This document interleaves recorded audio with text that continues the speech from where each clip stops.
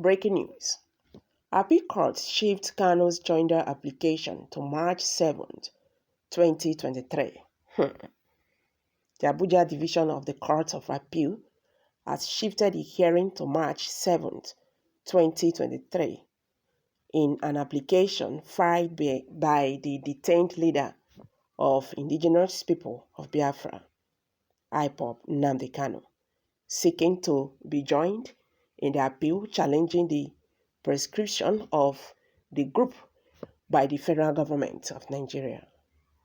Kanu had on September 5, 2022, filed the joinder application as an interested party in the January 18, 2018 judgment of the Federal High Court in suit number FHC/ABJ/CS/871/2017 that proscribed IPOB. Although the hearing in the application was scheduled for Wednesday, the appellate court did not sit and the matter was shifted in March 7, 2023.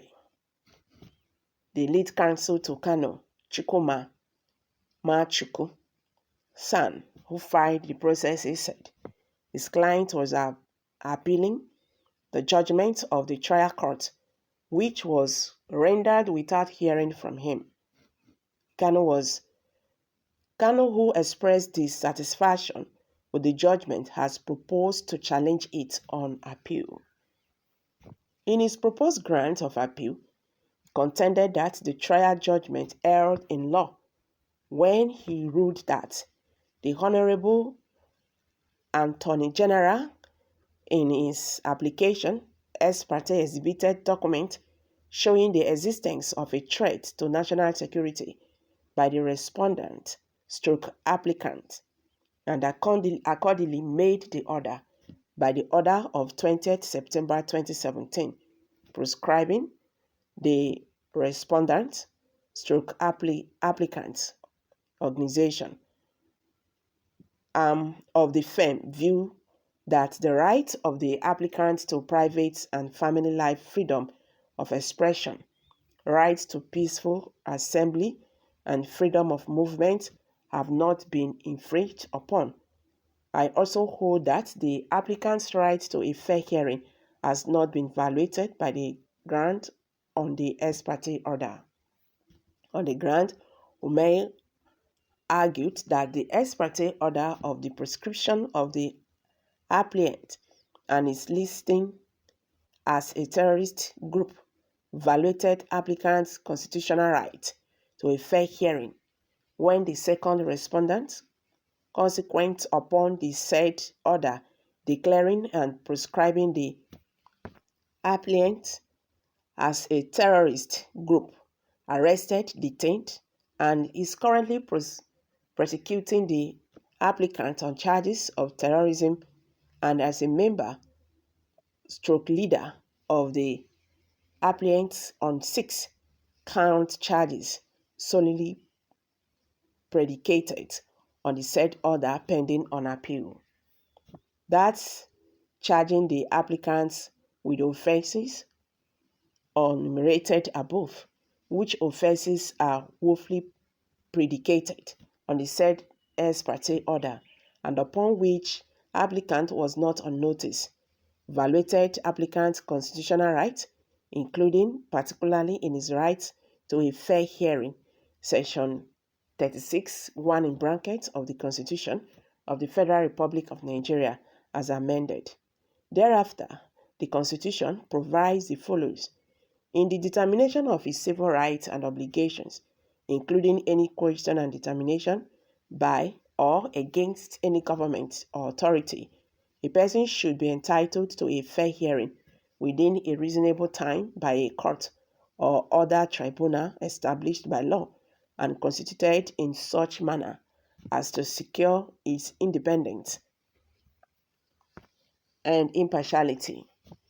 In addition, he stated that the trial court misdirected itself in law and thus occasioned a grave miscarriage of justice that adversely affected the applicant when it held that the words the judge in chambers may or an application may be the AGF, that the application is to be made ex parte.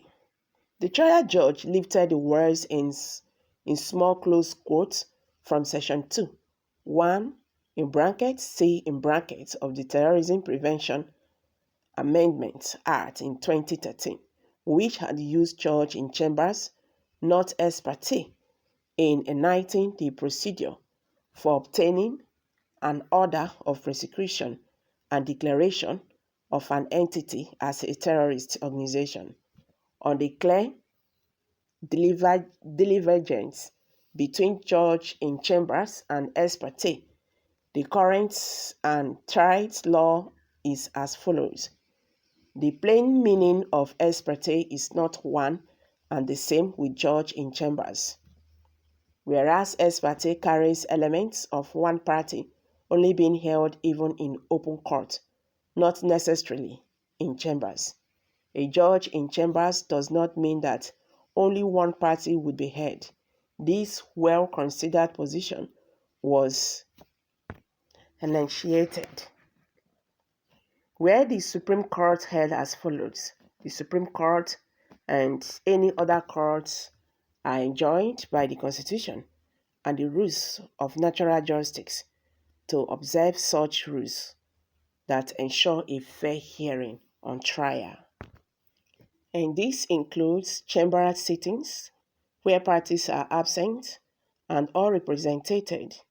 This cannot be achieved unless and until all parties are heard or given the opportunity of being heard. Their submissions on the issue or matter under consideration are presented by the processes and their accompanying attachment. In the instance case, no fair hearing was granted to the first and the second respondent when the appeal was dismissed by the Supreme Court in chambers, and that amounted to nullity. Consequently, all the proceedings and the judgment given were set aside by the Supreme Court. Well, it's now very clear that the government was just want to keep the IPOB that next year. I'm dropping it here. Kindly share your thoughts below the comment section. Thank you for always stopping by. Bye for now.